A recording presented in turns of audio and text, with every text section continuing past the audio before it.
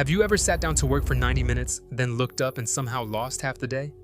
Maybe you were playing an instrument, playing your favorite sports, going on a hike, running, writing, or any other creative thing.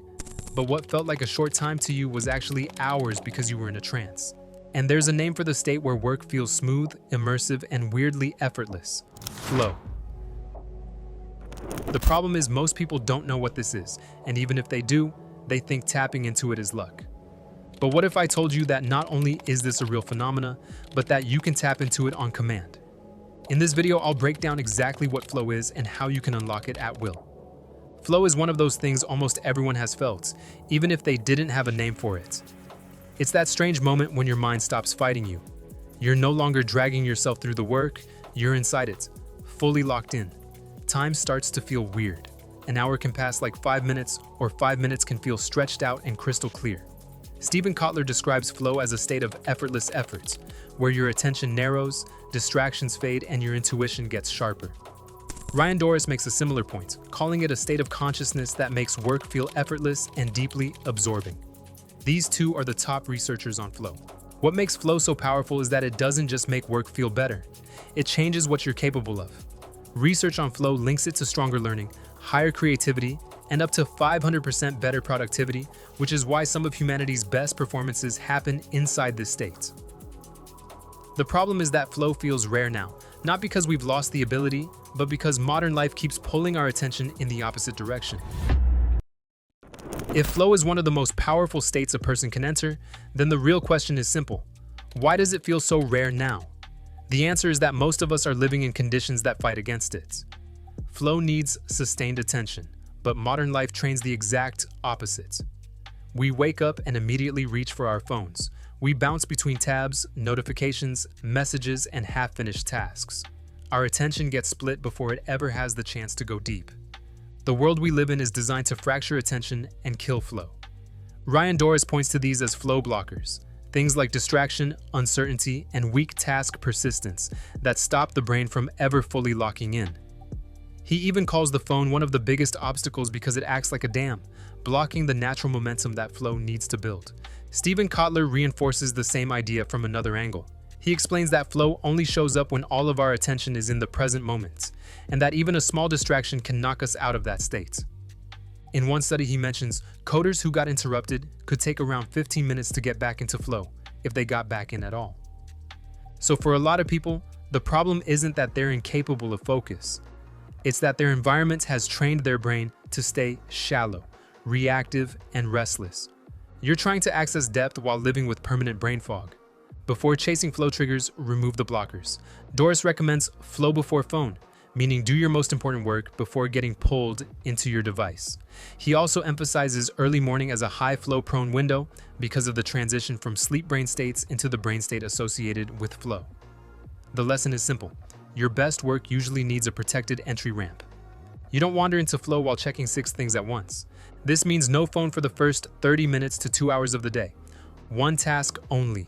One block of uninterrupted focus. And decide the task before the session starts. One of the biggest triggers for flow is something called the challenge-skill balance. Stephen Kotler calls this the golden rule of flow. The idea is simple. Your brain pays the most attention when the challenge of the task is slightly higher than your current skill level. If the task is too easy, you get bored. If it's too hard, you get overwhelmed. But if it stretches you just enough, your brain locks in. Ryan Doris points to the same idea and says, the sweet spot can be around 4% beyond your current ability. That tiny stretch is often enough to move you out of comfort without pushing you into panic. This is also why vague work kills focus.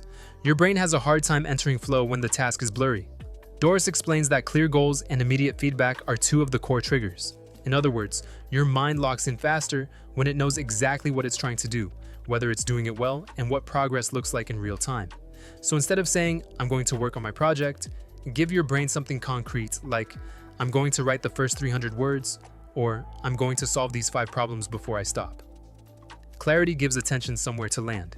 In plain English, your brain locks in when it knows what it's trying to do, whether it's doing it well, and why the task matters. But here's the part most people never hear. This may be the most important idea in the whole video. Flow begins with friction. Doris breaks this down through the flow cycle: struggle, release, flow, and recovery. That means the early stage of deep work often feels messy, irritating, and mentally uncomfortable. Your brain squirms. You want to check your phone. You want to stand up, switch tasks, or tell yourself you're just not feeling it today. That feeling is not proof that the session is broken. It's often the price of admission. Most people never reach flow because they keep escaping during the struggle phase. They judge the session too early. They leave in the first 10 or 20 minutes, right before their brain has the chance to settle in. So the real skill is learning to stay. Add one more minute of focus, then another. Train your attention like a muscle. The first part may feel ugly, but if you can persist through that resistance, you give yourself a real chance to reach the state where everything finally clicks. So if you want more flow in your life, stop treating focus like something you either have or don't have. Start treating it like a condition you build. Pick one task that actually matters. Make it clear. Make the challenge just hard enough to demand your full attention. Remove distractions before you begin. Then give your brain enough time to move through the messy parts without panicking and running away from it.